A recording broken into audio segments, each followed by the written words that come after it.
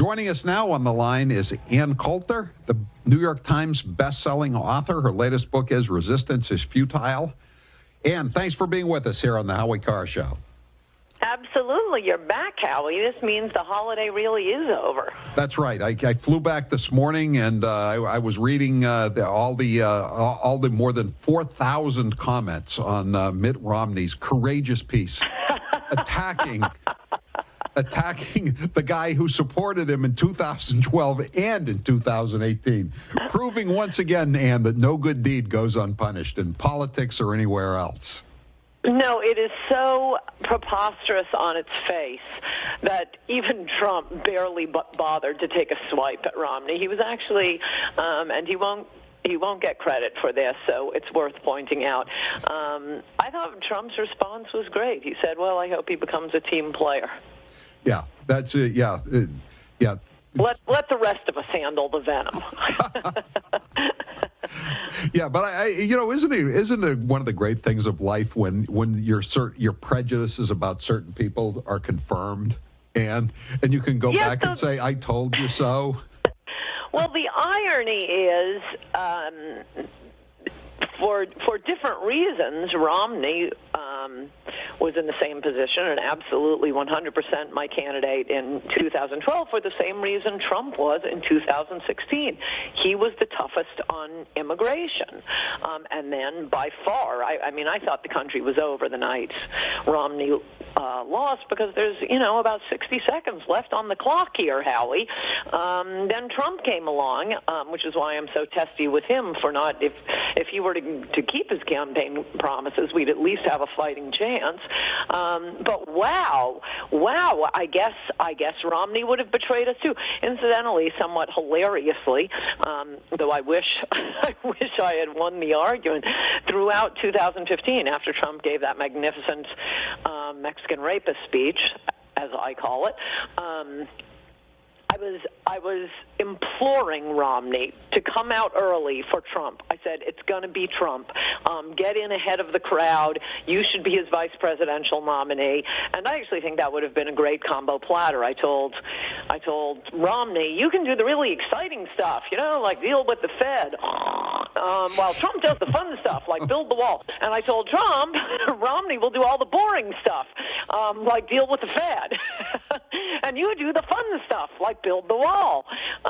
Trump was more amenable to the idea than Romney was. He has a visceral hatred of Trump, which I understand. I have visceral hatreds of some people, but you got to recognize that it's irrational and it looks really pathetic when it's getting you, or seems designed to get you fawning media attention. Right, but it also, they're on the same team. Like I was saying earlier, and this is like if you're the backup NFL quarterback, say to Tom Brady, and he throws 2 touchdown passes, and you're on the sideline and you throw your helmet down in disgust because you're not going to get put in the game because he's doing well. Right. You'd be cut the next day.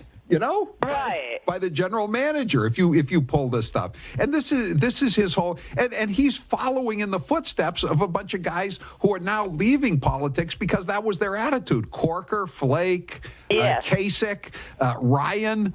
All these guys. Yes. There's a whole. But what is the whole? That's I'm sure your analogy is much more pertinent and meaningful in Boston.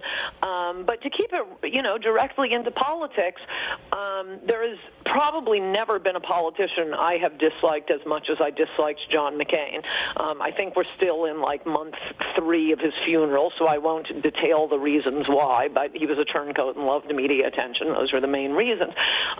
So I opposed him as much as I could in 2008, but as soon as he got the nomination, I shut up about it. A lot of people shut up about it. As you'll probably recall, I started the webpage Get Drunk and Vote for McCain.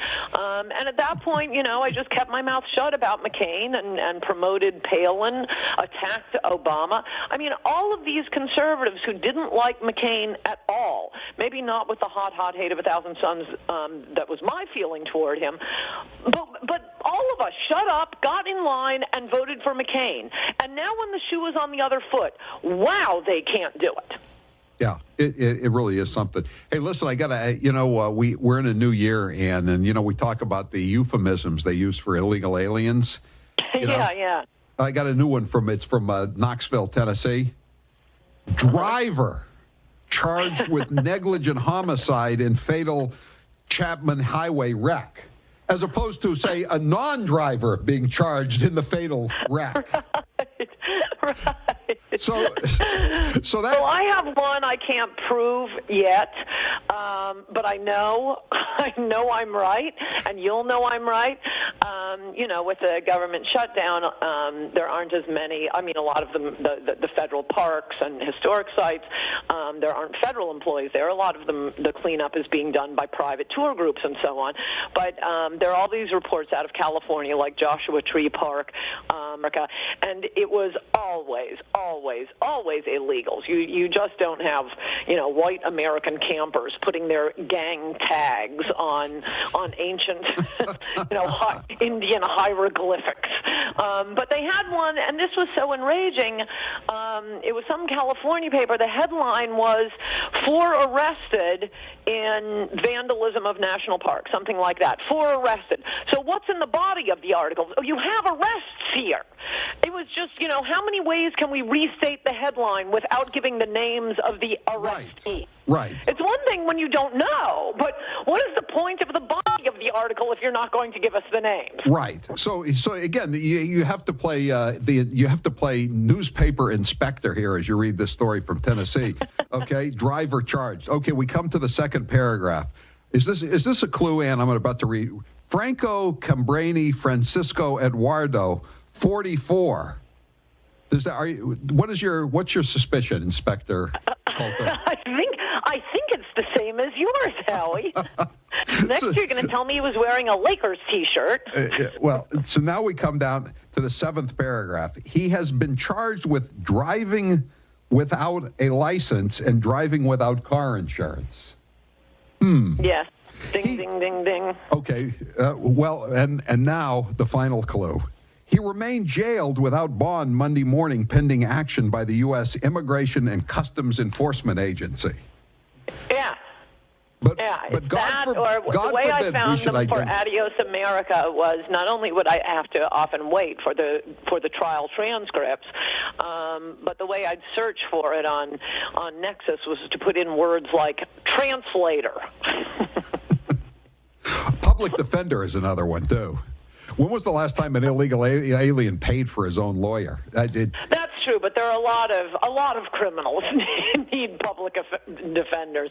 Not all of them need translators. Right. There was another. There's another death in Queens. A woman named Garcia has been arrested and charged with running a hit and run accident. Again, hit and run. There's always a clue in my book. There are a lot more machete slayings and there are a lot more hit and runs than there were 20 or 30 years ago. Yes, a lot of drunk driving. Yes, your cheerful, gregarious gardener, maybe getting in a drunk driving accident and killing an entire American family. Yes. Yes. Well, Garcia in Queens, New York, was also driving unlicensed. It's amazing how often this happens. These people. Yes. Drivers driving unlicensed. It's. Well, that's why it's worth, making a note at this juncture. Drunk driving is a big problem for our illegal population. And to show how smart Marco Rubio was when he wrote up his idiotic amnesty bill, the comprehensive immigration, the Democrats conned him into excluding, you could be deported if you had committed, I think it was 1 felony, up to, 1 felony and 3 misdemeanors or something like that. It had to be 3 misdemeanors, but they excluded what they called traffic accidents. Well, okay, that's like 90% of them. Yeah, the problem is it's not like a fender bender when you're getting crap faced and killing a family of 4 traffic accidents. Well, the problem is, Ian, I think I've told you about this case in Boston. They had this homeless African immigrant, and he was robbing banks with a gun in Boston, multiple banks. And they said, they said to the defense lawyer, they said to the prosecution, well, if you convict this guy and flip the case up to federal court and he goes to prison, he'll be deported. So they let him plead down to state charges for robbing banks with multiple banks in downtown Boston with a gun. To a misdemeanor. And he got 7 months in the House of Correction. He got out and he immediately slashed the throats and killed 2 anesthesiologists who happened to be legal immigrants to the United States. Wow. Well, you're going to get a lot more stories like that with Jared Kushner's Release Felons Act, because Jared Kushner seems to be the only person in America who doesn't know that a person's rap sheet is what he pled to. Right. More than 97% of all felons in prison are there on a plea bargain. Right. So they're not going to plea to the worst thing they did. It's always some much, much lesser included offense. Right. Well, that was when Obama pardoned all those hundreds of people on his way out the door. He said, well, all these people are nonviolent offenders. They haven't been convicted of gun crimes. And you're right, because they got the gun crimes pleaded out because it was going to be 30 years on and after. So they took like a 10-year sentence on cocaine trafficking rather than take a gun charge 30 years on and after. Yes, and most felons won't even spend time in prison. Yeah. It's unfortunate, but at least, hey, we're almost out of time, Ann, but Trump is holding steady so far on the wall. So far, he is. You better buck him up, Howie. Don't you want to say something Go nice back to about Palm him? Beach and hang out at Mar-a-Lago.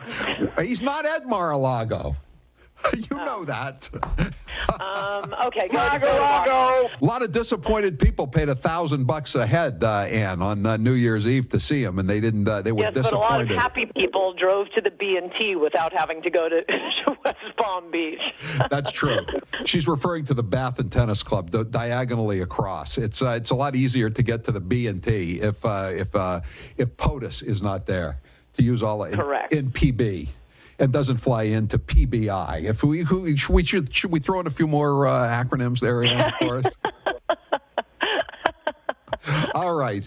And good talking to you. Happy New Year. Good to talk to you. Okay. Happy New Year. Talk to you next week.